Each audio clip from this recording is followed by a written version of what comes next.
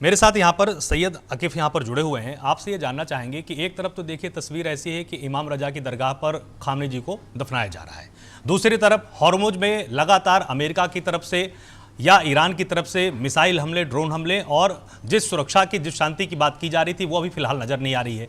आगे आप क्या पड़ाव पाते हैं? क्या ईरान की तरफ से अभी भी बातचीत का रास्ता खोला है? क्योंकि अमेरिका बार बार हर एक मोर्चे से ये बोलने लगा है कि अब कोई बातचीत नहीं की जाएगी। आपका फोन शायद म्यूट है। जी, बिस्मिल्लाहिर्रहमानिर्रहीम। शुक्रिया मुझे दावत देने का। और बहुत अहम मोड़ पर है इस वक्त वेस्ट एशिया के हालात, और इस पर गौर करना बहुत ज़रूरी और लाजमी है। देखिए, लेकिन ये जो अमेरिका के हमले और ईरान की जवाबी कार्रवाई की जो खबरें आ रही हैं, ये हम अगर इसको समझना चाहेंगे तो हमें सबसे पहले ये देखना होगा कि ये दर हकीकत एक रिएक्शन है एक और असली एक्शन का। एक्शन रिएक्शन यहाँ पर लोग समझ रहे हैं कि ये किसने मिसाइल पहले चलाई, ड्रोन पहले चलाए, उसका फिर किसने रिएक्शन दिया। नहीं, मुझे लग रहा है कि हम लोग ने इसको सही से समझा नहीं और फ्रेम नहीं किया है।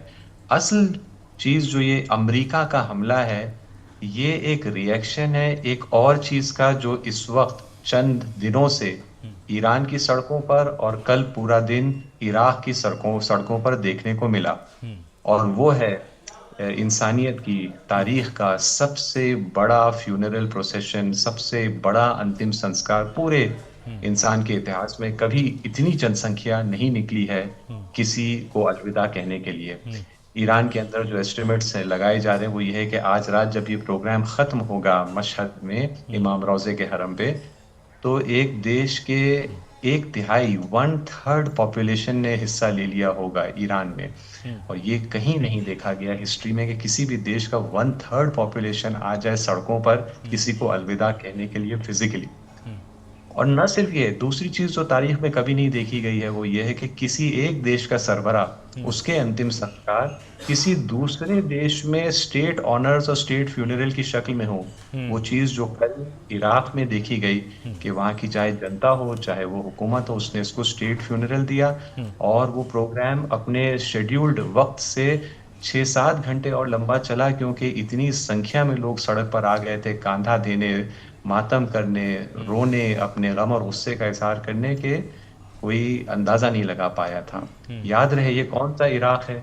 ये वो इराक है जिसने अभी चंद महीने पहले वो वहां पर नूरी अल मलकी नाम के एक साहब प्राइम मिनिस्टर बनने वाले थे, लेकिन क्यों अमेरिका ने आंखें दिखाई हाँ। तो वहां के नेताओं ने अपना फैसला बदल दिया और एक और आदमी को बना दिया प्राइम मिनिस्टर जो कि अमेरिका के लिए ज्यादा एक्सेप्टेबल था।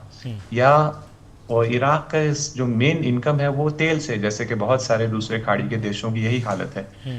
लेकिन क्या क्या आपके दर्शक ये जानते होंगे कि शायद कि जितना भी तेल बेचता है इराक, उसका पैसा पहले जाता है अमेरिका के अकाउंट में। वहां से फिर बगदाद की सरकार चिट्ठी लिखती है और कहती है कि प्लीज हमको थोड़ा सा हमारा पैसा दे दीजिए। अमेरिका फिर जब डिसाइड करता है तो जितना चाहे, जितना पैसा देना चाहे देता है। यानी इस किस्म का कंट्रोल रखता है वहां की सियासत पर अब भी। आज वो 2003 के जो इलीगल इन्वेजन था उसके बाद अमेरिका का, उसके अब जो है 23 साल गुजर गए, लेकिन आज भी इस तरह का कंट्रोल है वहां की पॉलिटिक्स पर। उस इराक में स्टेट फ्यूनरल मिल रहा है अमेरिका के सबसे बड़े दुश्मन यानी शहीद आयतुल्लाह खामेनी को। वहां पर आईआरजीसी, जिसको ईरान, जिसको अमेरिका एक टेररिस्ट ऑर्गेनाइजेशन घोषित कर चुका है, आईआरजीसी के लीडर्स स्टेट गेस्ट होते हैं इराक की गवर्नमेंट के। और वही नारे जो फारसी जबान में लगते हैं ईरान की सड़कों पर, अमेरिका मुर्दाबाद के नारे, वही नारे अब अरबी जबान में उसी जोर और शोर से इराक की सड़कों पर लग रहा है। और ये कब हो रहा है?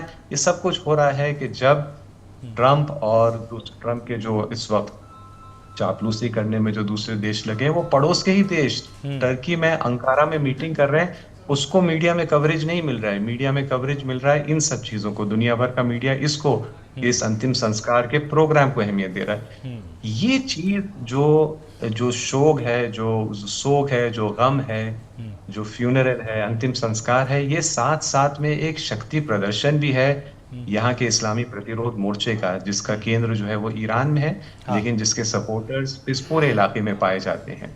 आम सपोर्टर, आम जनता में सपोर्ट बहुत वसी पैमाने पर, हत्ता सऊदी अरब पर जवाबी कार्रवाई करते हुए हमला किया। उन देशों की जनता से जाके अगर पूछा जाए तो उनकी भी सहानुभूति और हमदर्दी ईरान और इस्लामी प्रतिरोध मोर्चा के साथ है। तो वहां पर ये बढ़ता ये जो मोहब्बत, मकबूलियत, पावर और ये शक्ति जो बढ़ती जा रही है, इसका प्रदर्शन भी हुआ है इन पिछले 5-6 दिनों में। और इस प्रदर्शन के साथ साथ ये पावर बढ़ा भी है। गोया इस वक्त वो पूरा प्रतिरोध मोर्चा इस अंतिम संस्कार के बड़े प्रोग्राम के जरिए, जो मैं फिर हाँ। दर्शकों को ये जानना चाहते हैं कि ये तारीख में देखिए कभी इस टाइप का प्रोग्राम नहीं हुआ पूरे ह्यूमन हिस्ट्री में।